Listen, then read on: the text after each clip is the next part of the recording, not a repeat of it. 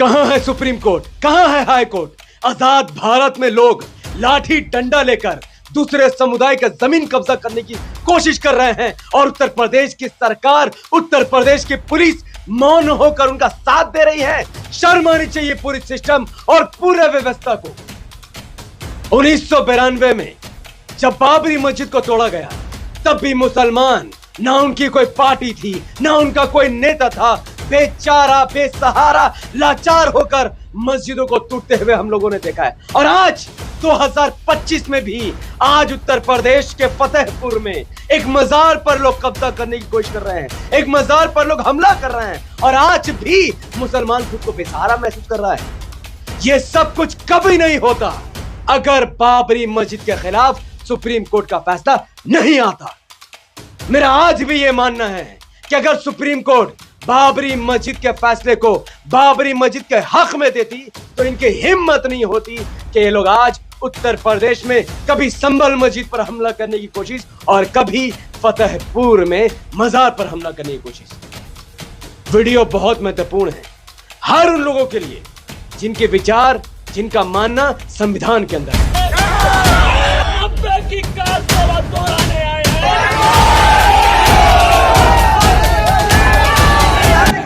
अस्सलामु अलैकुम रहमतुल्लाहि व बरकात। अल्लाह के नाम से शुरू जो बड़ा मेहरबान और निहायत रहम करने वाला है। मैं हूं मोहम्मद हफीज अंसारी और आप देख रहे हैं द पॉलिटिकल। 11 अगस्त 2025 उत्तर प्रदेश के फतेहपुर में नवाब अब्दुल समद के मजार पर हिंदू महासभा और बजरंग दल के लोग पुलिस की आड़ में हमला कर देते हैं। अपने नापाक कदम उस मजार में घुसा देते हैं। मजार के अंदर घुसकर वो लोग कब्र का अपमान करते हैं। जिस कब्र में इस्लाम में मान्यता है, जिस कब्र में बैठने से, जिस कब्र की तरफ चलने से, जिस कब्र के ऊपर चलना को मुसलमान अपमान समझता है, वो उस कब्र में हिंदुत्व संगठन के लोग अपना भगवा झंडा लहरा रहे थे। वहां भी उनका मन नहीं भरा। इसके बाद वो लोग उस मजार के ऊपर चढ़ने लगे और उस भगवा झंडा को वहां पर लहराने की कोशिश करने लगे।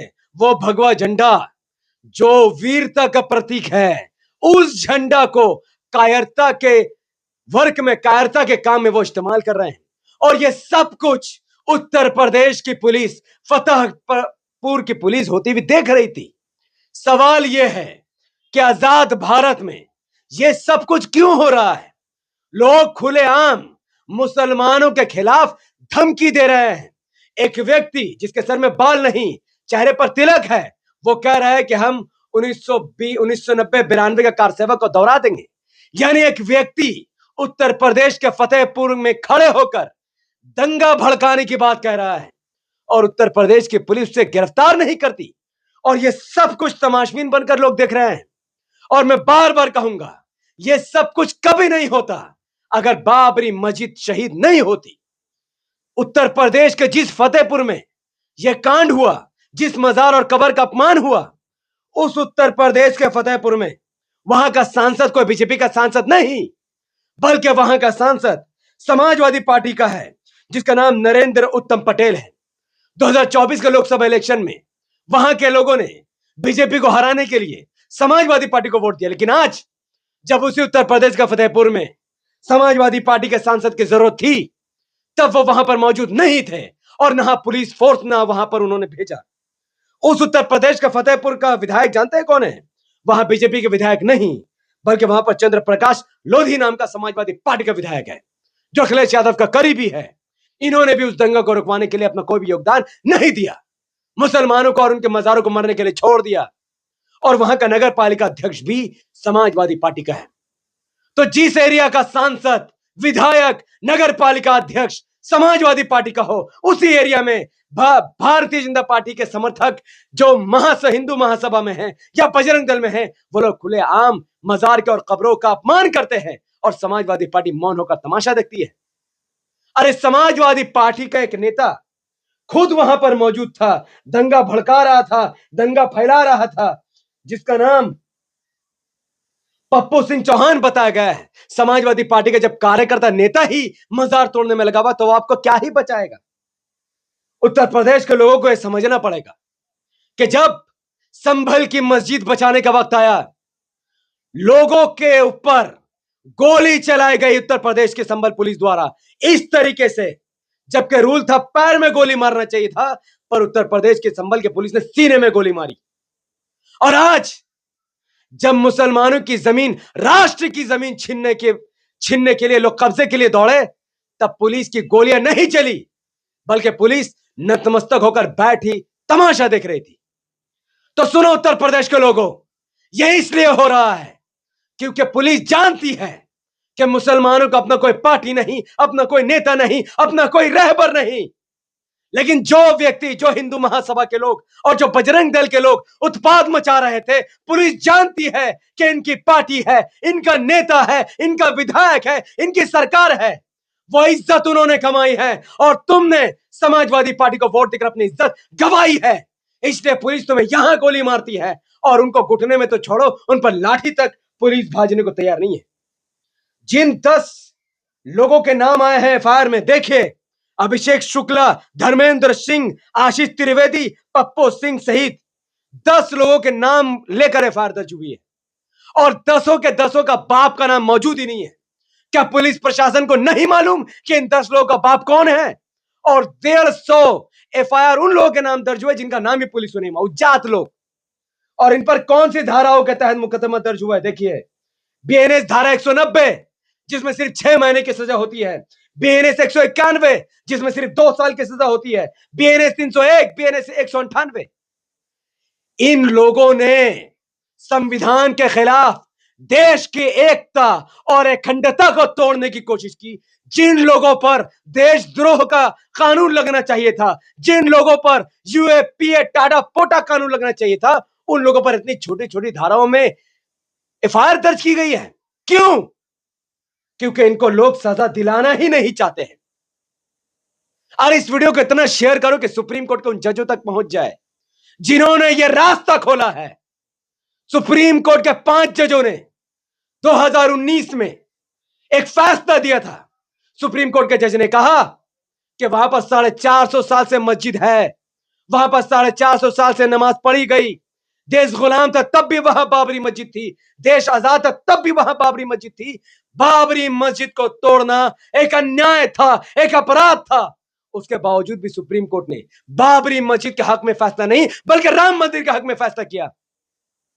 और इस फैसले का स्वागत देश के सभी विपक्षी नेताओं ने किया।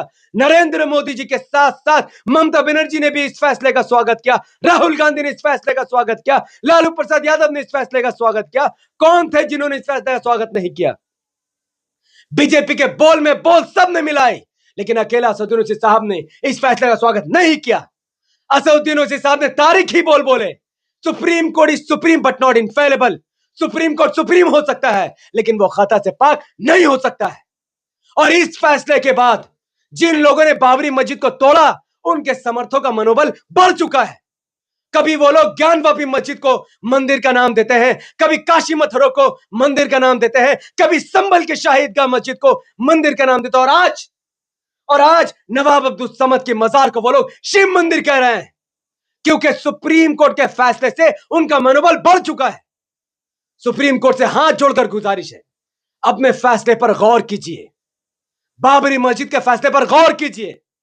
बाबरी मस्जिद के फैसले के बाद भारत में मस्जिद पर अतिक्रमण को लेकर काफी मामला बढ़ चुके हैं। अगर ऐसा ही चलता रहा तो चाइना, पाकिस्तान और अमेरिका अपने मकसद में कामयाब हो जाएगा। हिंदू महासभा और बजरंग दल के लोग देश की एकता और अखंडता को खराब कर देंगे। 1992 वाला माहौल एक बार फिर से लागू हो जाएगा और फिर से देश 100 साल पीछे चल जाएगा। जहां हमें अमेरिका को हराना है, चाइना को हराना है, इस देश में ये लोग सिविल वॉर कराने की कोशिश कर रहे हैं। चाइना, पाकिस्तान और अमेरिका के लोग देश को बर्बाद करना चाहते हैं। हिंदू महासभा और बजरंग दल के लोग भी यही चाहते हैं। और ये सब कुछ तमाशबीन बनकर उत्तर प्रदेश के लोग देख रहे हैं। आज उत्तर प्रदेश का मुस्लिम समाज कह रहा है कि नहीं, समाजवादी पार्टी के सांसद, विधायक, नगर पालिका अध्यक्ष ने हमारा साथ नहीं दिया, अगली बार हम इनका समर्थन नहीं करेंगे। तो क्या आंख आपको पहले नहीं खोलनी थी? क्या पहले मैम ने इलेक्शन चुनाव नहीं लड़ा उत्तर प्रदेश में? आपने स्वागत नहीं किया, आपने समर्थन नहीं किया, आपने ओवैसी साहब को बीजेपी के बीटी और एजेंट कहा है।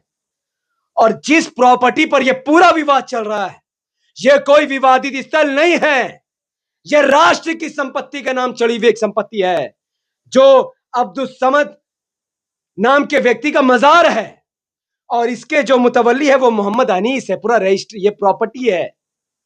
अगर आपको इस पर शक था तो आपको कोर्ट जाना चाहिए था, ना कि कानून को हाथ में लेना चाहिए था। कानून को हाथ में लेकर आपने यह साबित कर दिया कि भगवा कपड़ा ओढ़े, भगवा के आड़ में ये लोग ना संविधान को मानते हैं, ना देश की एकता अखंडता को मानते हैं, ना तिरंगा को मानते हैं, ना कानून व्यवस्था को मानते हैं। और इन पर अगर कड़ी कार्रवाई नहीं हुई तो ना जाने 1992 में जैसा बाबरी मस्जिद तोड़ दिया गया, कानून का अपमान किया गया, संविधान का अपमान किया गया, सुप्रीम कोर्ट का अपमान किया गया, और आज 2025 में जिस तरीके से इन लोगों ने बाबरी मस्जिद दोहराने की कोशिश की, और आज भी इन लोगों ने सिर्फ मजार पर हमला नहीं किया बल्कि संविधान पर हमला किया, कानून पर हमला किया, लॉ एंड ऑर्डर पर हमला किया, संविधान पर हमला किया। रोको, इन दंगाइयों को रोको, जो चाइना और पाकिस्तान के दलाल और एजेंट हैं, जो देश का नुकसान करने की कोशिश कर रहे हैं। मुझे उम्मीद है कि लोगों को समझ में आया हो कि अपना नेता होना क्या होता है, अपनी पार्टी होना क्या होता है। अगर उत्तर प्रदेश में आज एमआईएम के 100 विधायक और अगर 20 सांसद होते तो उत्तर प्रदेश में कभी भी इतना बड़ा हथकंडा हिंदुत्व ग्रुप नहीं करती। आओ उत्तर प्रदेश के लोगों एमआईएम का साथ दो, ओवैसी साहब को अपना नेता मानो। अगर तुम एक तरफा एमआईएम को वोट करोगे, 100 विधानसभा की सीटें एमआईएम जीत सकती है, 20 सांसद की सीटें एमआईएम जीत सकती है, अरे 1000 पार्षद की सीटें एमआईएम जीत सकती है।